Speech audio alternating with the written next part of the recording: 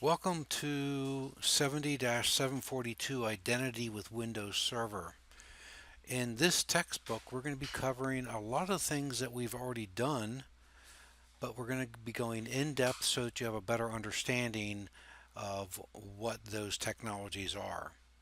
So, lesson one is installing and configuring domain controllers and all the different functions that we do in there.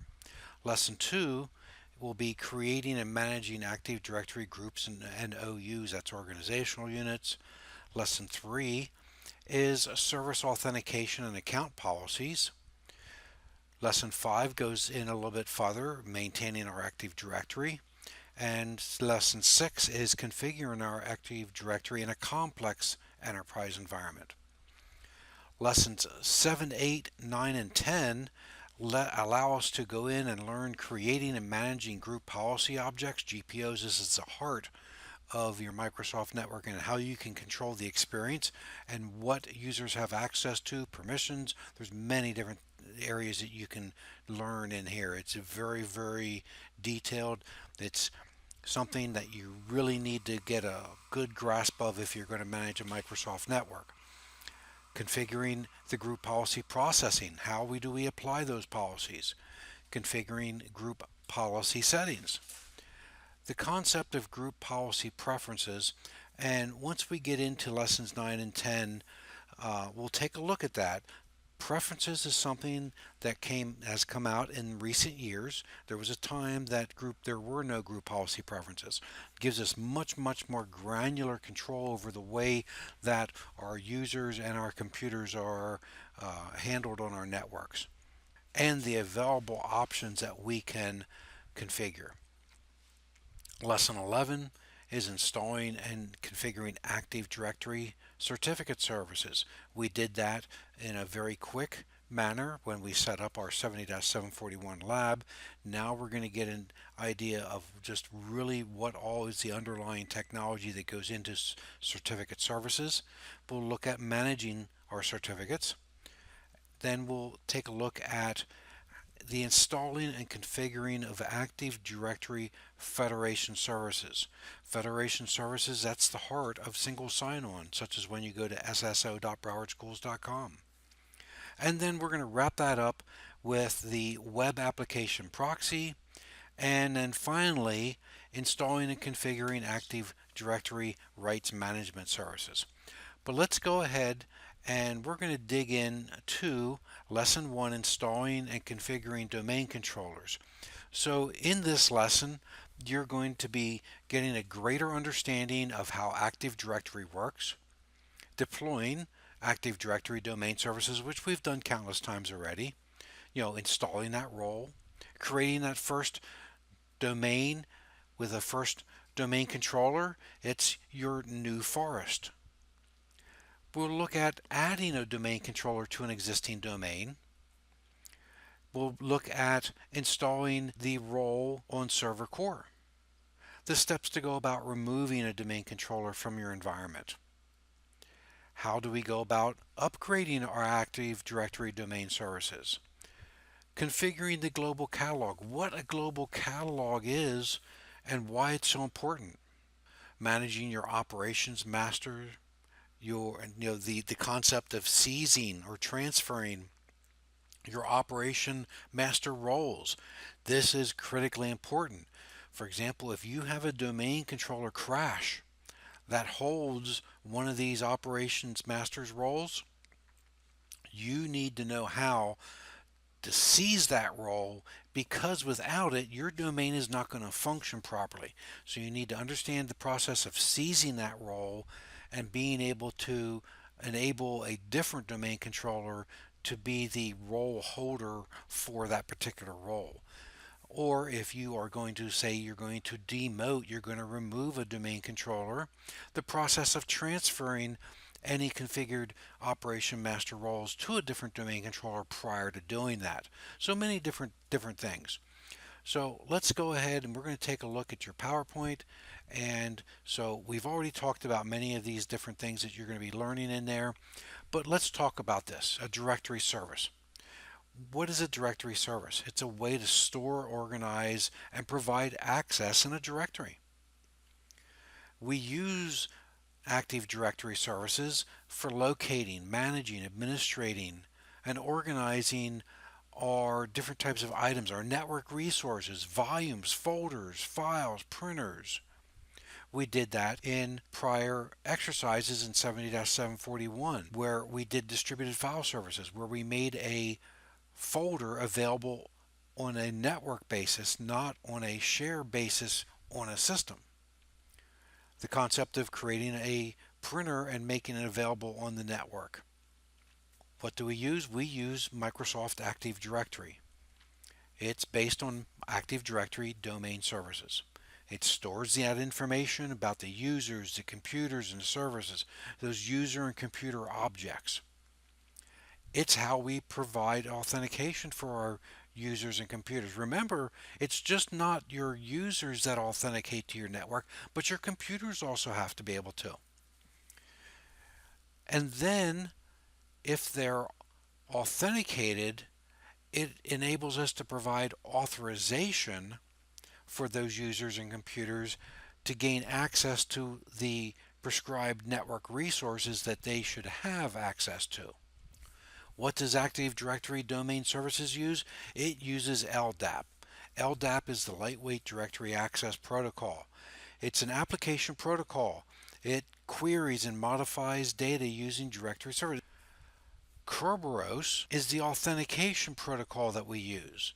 And this is what allows us to prove identity over a non-secure network and do it in a secure manner.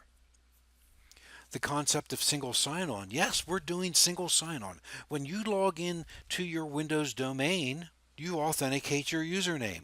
Can you then access network resources? Yes.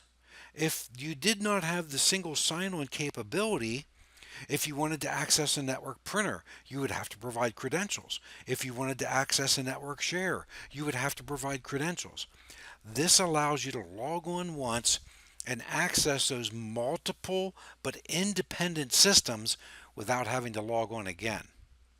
So how is Active Directory organized? We use organizational units, OUs. These are containers that you can create to allow you to organize and group resources. And you can provide and delegate administrative rights to manage these. We use domains. Domains, these are our boundaries for our users or computers that are stored in that common directory database.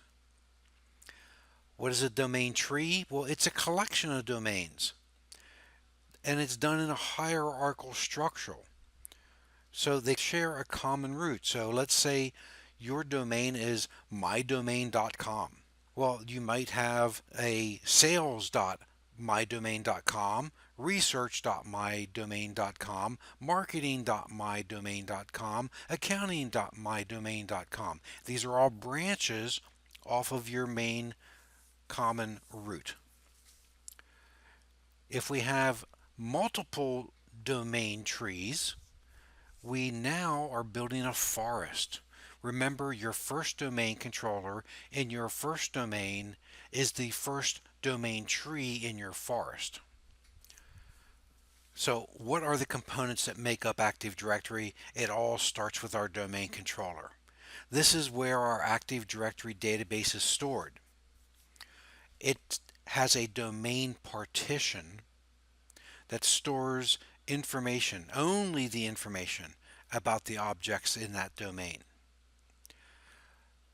Important to understand that all domain controllers in a domain will receive any change and replicate those changes to every other domain controller in the domain. This means that you can have the addition of a domain controller and all your domain information will replicate to it. If you create a new organizational unit or a new group policy on one, that will be replicated and eventually it will be uniform across all domain controllers. Some change is not instantaneous, other change is. What is a site? Well, a site is a group of IP subnets that are connected. It's just that simple. We can define sites. For example, if we had a domain organization that had a presence in Miami, Fort Lauderdale, and West Palm Beach, we could have domain controllers in each one of those locations. Well, we would create a site for each one of those locations. So a Fort Lauderdale location, a site, a West Palm Beach site, a Miami site, and an IP subnet associated with each one of those. We've seen what Active Directory looks like, and here's a representation of it showing how we use it to manage users groups, those computers, and those OUs, or organizational units. And in this, can you see which ones are the OUs? Yes, IT, development, managers, marketing, research, sales. The users is a container. Computers is a container. These cannot be, or if you really try, you might be able to delete one, but your Active Directory won't function. These are built in, what we call built-in containers. So when we create our Active Directory design, again, I've said it in almost every lesson, it all goes back to planning. You have to plan, you have to test. Make sure that it's going to function exactly the way you expect it to function before you actually put it into production. Now, there are two basic ways to create your Active Directory. Because remember, it's a hierarchical structure. You can create it and define your Active Directory by role or by location. Let's take a look at that previous slide. In this Active Directory, development, IT, managers, marketing, research. This is defined by role.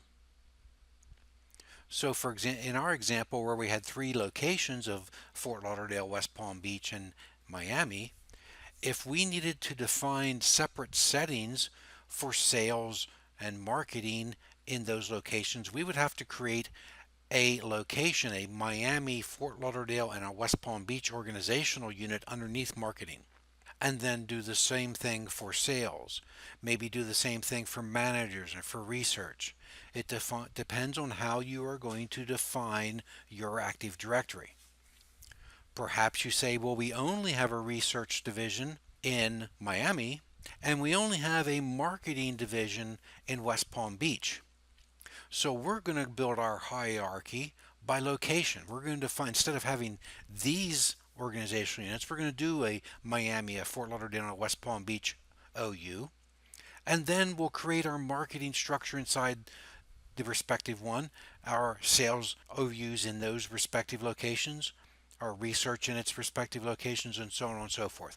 Takes planning. You have to understand what your goal is, what you want to accomplish. Perhaps you're running server core in your environment. We already have discussed the reasons why you would want to run server core. There's a lot of good reasons. So how do you deploy Active Directory services on your server core? You do it through PowerShell. PowerShell is the preferred method to do it. So first you have to install the role, and then you promote the server to a domain controller. Configuring the global catalog.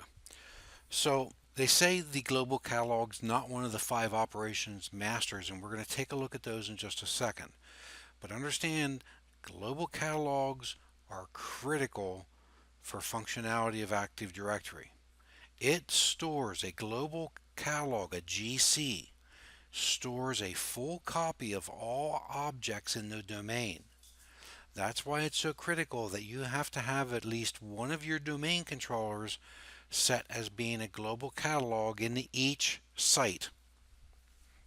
So let's take a look at some of those roles that we talked about as being the operations masters.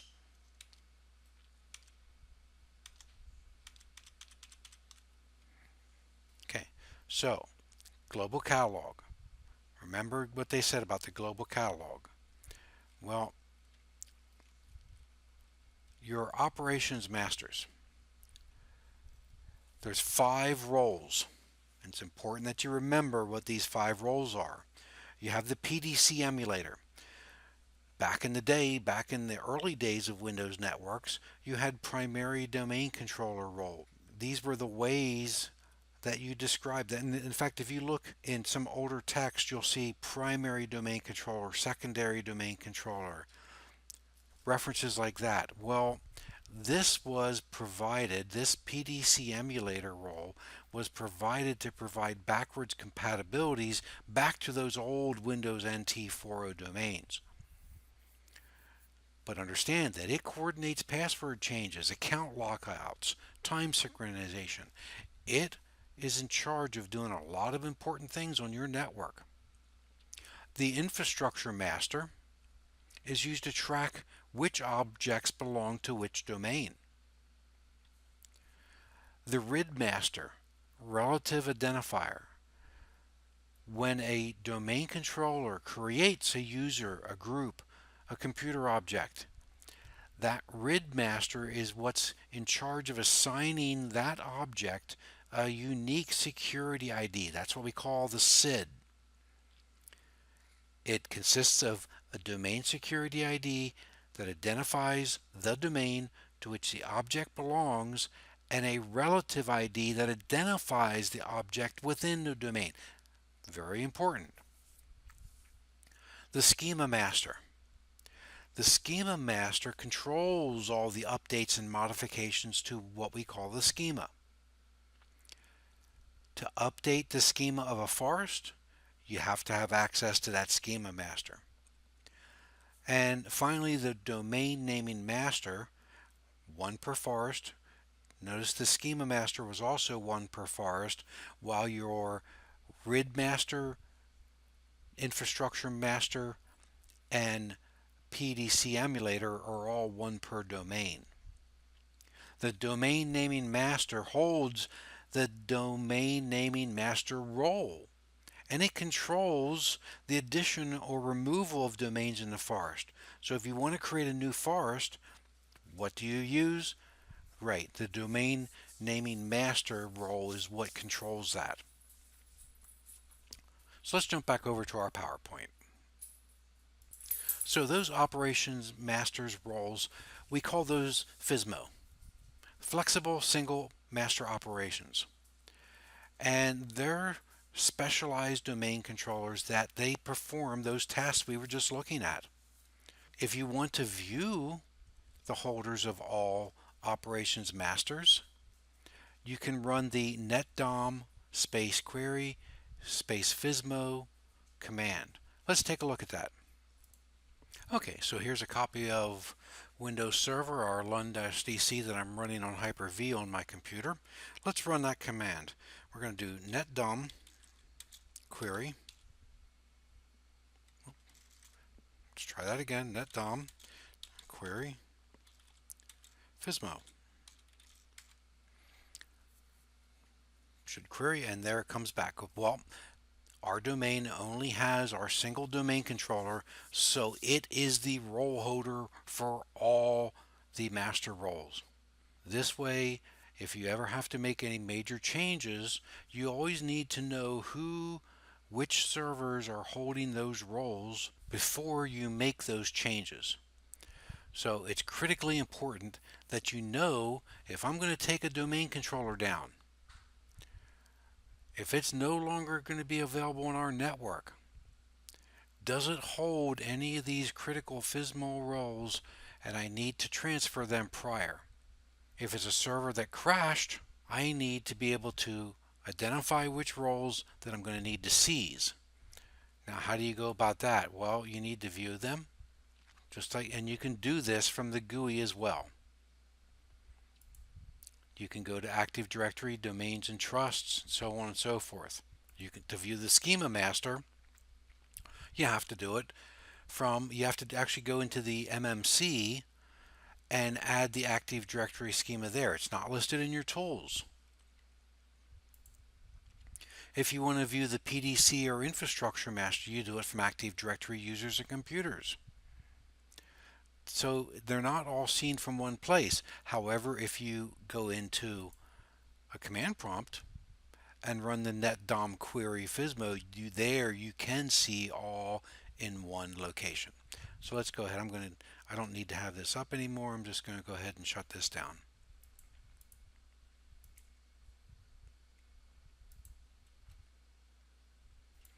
Now, another valuable role that we can install is doing a domain controller, but as a read-only domain controller. It's a full replication of the domain database, but it only gets information. You can't make any change to it. So you can't create a new user account using a read-only domain controller. It would be placed at a remote site that may have a very slow WAN link, a small location that only has a few users that you need them to be able to log on to. You've got a very limited bandwidth, so you may perform your read-only replication of your Active Directory database on the overnight when the users are not using that slow WAN link. So this would be reasons to install a read-only domain controller. So in lesson 1, we've learned about what a directory service is, how it's used to store, organize, and provide access in a directory, and that in our Windows domains we use Active Directory. It's the directory service that Microsoft uses.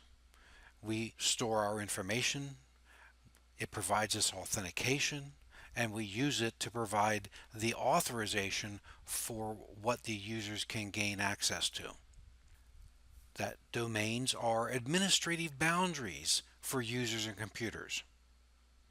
In later lessons, we'll learn about trust and how two different domains can provide what's called a two-way transitive trust to allow a user in domain A to be able to access resources in domain B and vice versa.